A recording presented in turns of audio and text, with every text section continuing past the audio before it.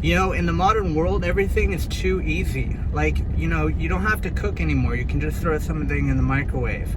Or you can order food, you know, with Uber Eats or something like that. Or, you know, you don't have to wait for days and days and days to get packages. You know, even just 20 years ago, it would take a week to 2 weeks if you shipped something from one side of the country to the other side of the country. And you know, you see all these people, you know, 20-year-olds and teenagers and little kids becoming millionaires through YouTube and all this other stuff.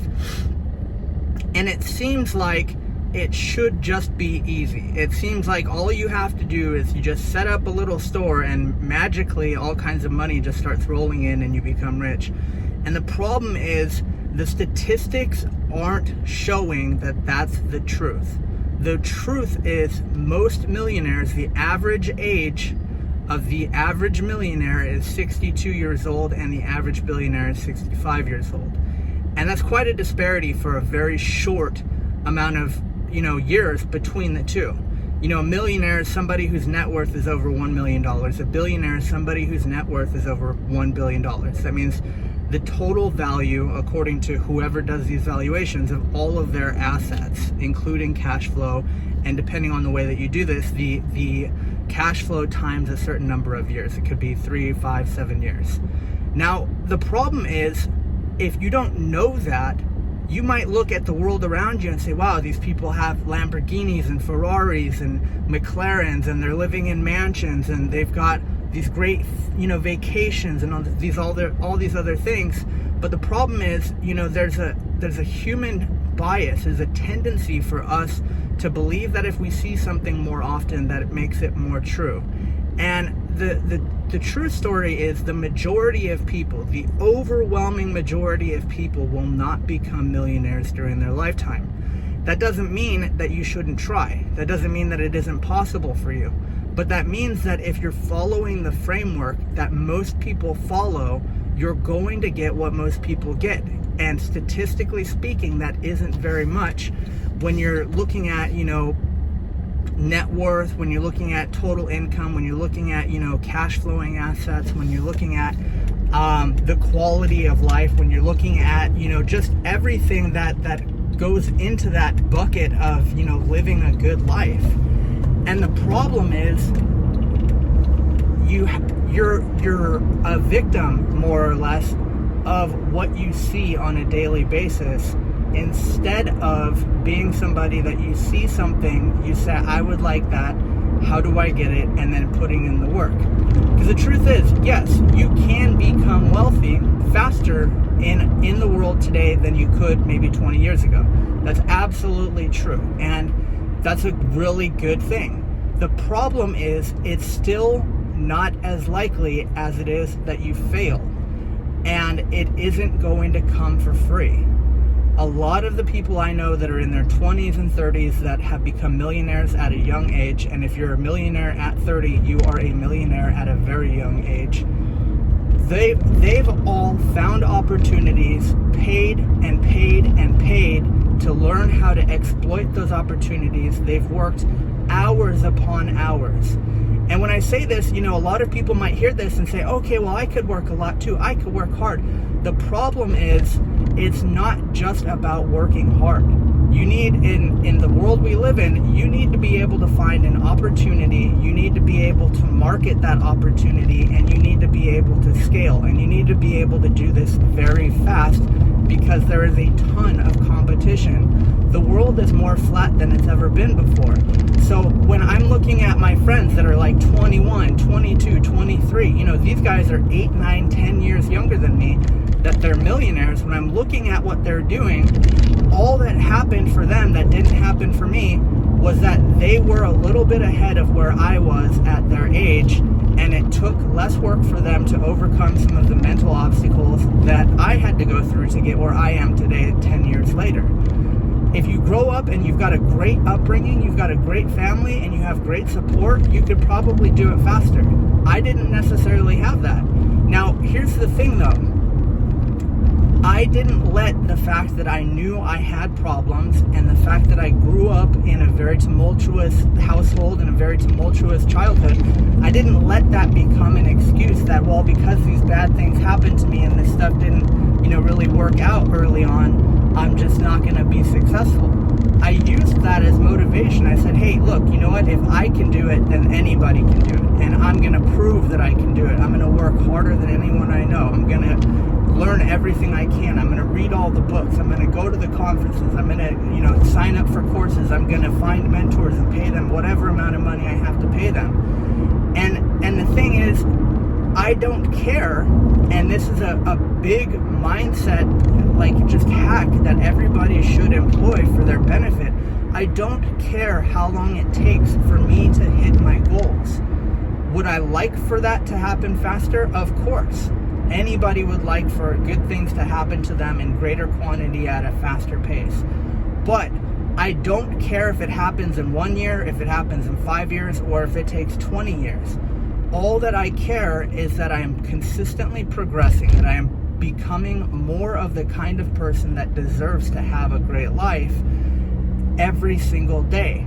And the crazy thing is, if you mess around like with the compound interest calculator, if you take 1% and you compound it every day for 365 days, you don't end up 365% better at the end of the year. You end up 3,600% better at the end of the year. And if you do that year after year after year after year, that's how you end up like people like Michael Jordan and Kobe Bryant and Wayne Gretzky and, like all of these great athletes. All they did was focus on tweaking things a little bit and pushing a little bit harder and working a little bit harder every single day until they got where they are, that they became, the greatest that's ever lived. Now, there's a certain level of luck that we're all going to have to deal with. Unfortunately, you can't choose what's going to happen to you. Some things are going to be completely out of your control. But the harder you work, the more times you're going to show up in front of people who are going to be able to get you into opportunities that are going to allow you to become more financially successful. And I'll give you a couple of quick examples because I think it's important. When I first started my business 7 years ago, I had no clue what I was doing. I knew how to get on a phone and sell people, and that was it. I had one skill. I knew how to make phone calls and get people to buy stuff from me. So when I started my business, I didn't have a fulfillment skill set. I didn't know how to actually do what I was doing. I had to learn it along the way.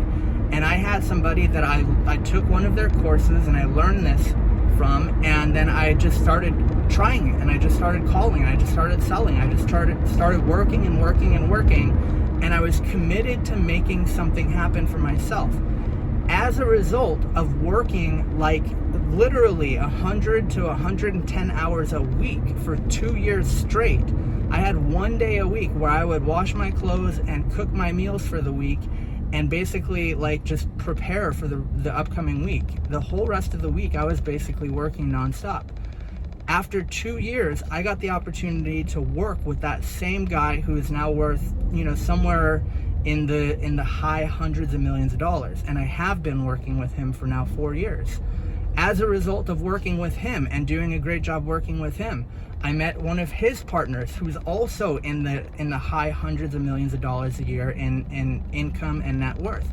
So I found, as a result of consistently working and constantly being on alert for an opportunity, I got 2 mentors that are both close to being billionaires. I would guess within the next 3 to 5 years they'll both be billionaires. Now, that didn't happen because I sat at home and I hoped and prayed. It happened because I bought courses, I went to conferences, I worked all day and all night. I made sure that I was setting an example for myself and the people that were coming up after me. All that I did was I took a skill set and I just chiseled away at it every single day like a sculptor. It's like in the gym, the same thing. I'm constantly just sculpting away, just chipping little chunks off, little chunk here, little chunk there.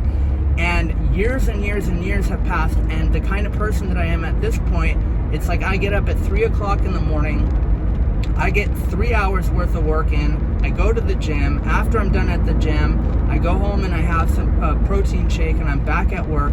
By the time most people get out of bed, I've already put in 4 hours of work and an hour and a half in the gym, and I've managed to walk 5 to 6 miles on my treadmill desk. And I'm not saying this to like impress anybody. I'm not saying this because I want to brag. I'm saying it because I learned how to be a high value person as a result of every day just pushing to be 1% better, just a little bit better. I would get up a little bit earlier. I would make one more call. I would just make sure that I did a little bit. And all of that built up that now 7 years after I started my business, everything in my life is better. I'm in the best health I've ever been in. I started out in the gym 11 years ago. I've put on about 60 pounds of muscle in the last 11, almost 12 years.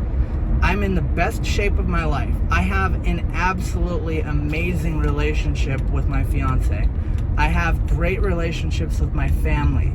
I have people that look at me as a role model. I have hundreds of thousands of people that I have taught how to start their own businesses online. As a result of all of this work, I've been put in a position of privilege.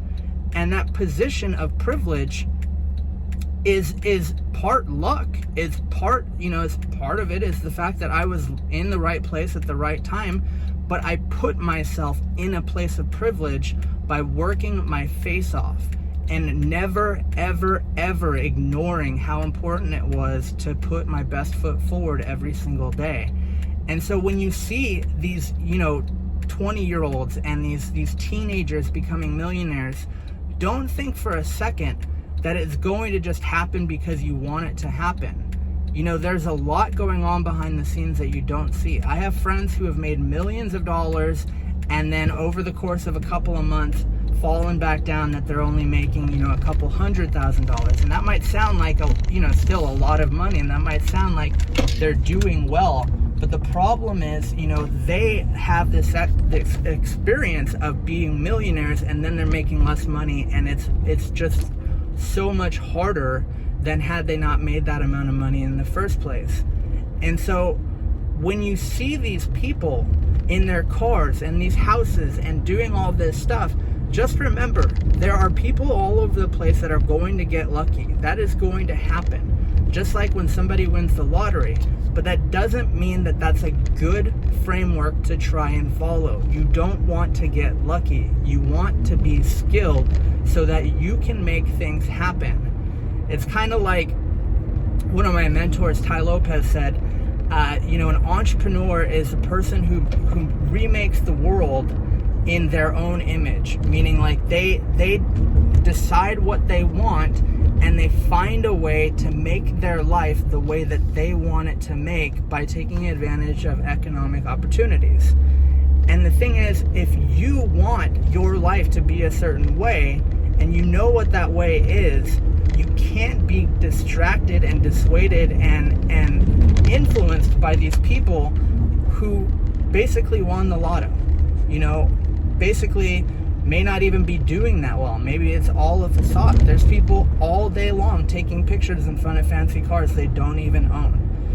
Learn the statistics. Look, go Google it yourself. The average millionaire is 62 years old.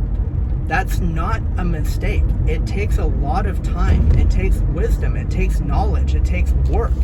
It takes a lot of effort to do something that is 110% outside of the norm. The majority of people will not become millionaires.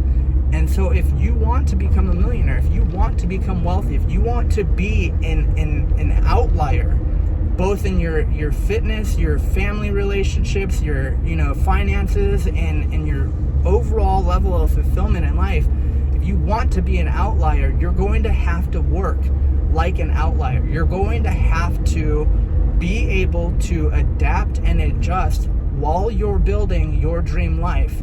And the cool thing is, when you get there and everybody says you're an overnight success, you can tell them about the 10 to 20 years behind the scenes it took for you to do all of that. Because people don't pay attention until you've made it. They're going to be like, wow, it's so crazy, just all of a sudden this happened. You're like, yeah, all of a sudden after 10 years. So don't get distracted by all this bullshit on social media. If you want something, be willing to work however long and however hard it takes to get it.